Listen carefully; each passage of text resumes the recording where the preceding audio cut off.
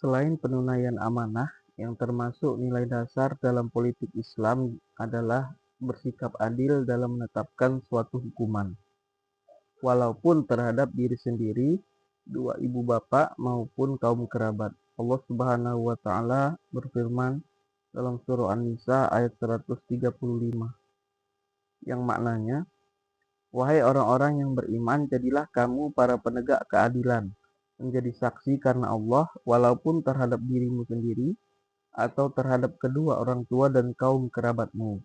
Jika dia yang terdakwa kaya maupun miskin, maka Allah lebih tahu kemaslahatan untuk kebaikannya.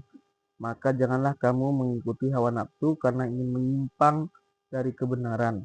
Dan jika kamu memutarbalikkan kata-kata atau enggan untuk menjadi saksi, maka ketahuilah bahwa Allah Maha Teliti terhadap segala sesuatu yang kamu kerjakan." Allah juga melarang kita bahwa jangan sampai karena kebencian kepada suatu kaum membuat kita kemudian berlaku tidak adil. Allah Subhanahu wa taala berfirman dalam surah Al-Maidah ayat 8, "Wahai orang-orang yang beriman, jadilah kamu para penegak keadilan karena Allah ketika menjadi saksi dengan adil, dan janganlah kebencianmu terhadap suatu kaum mendorong kamu untuk berlaku tidak adil. Berlaku adillah karena adil itu lebih dekat kepada takwa, dan bertakwalah kepada Allah, sesungguhnya Allah Maha Teliti terhadap apa yang kamu kerjakan."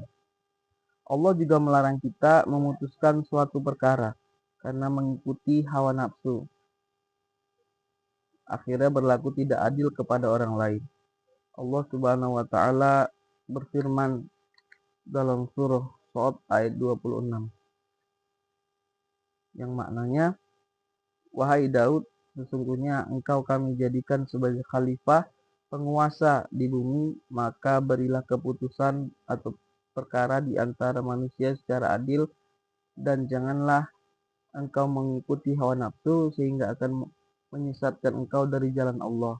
Sesungguhnya orang-orang yang sesat dari jalan Allah akan mendapatkan azab yang berat disebabkan karena mereka melupakan hari perhitungan."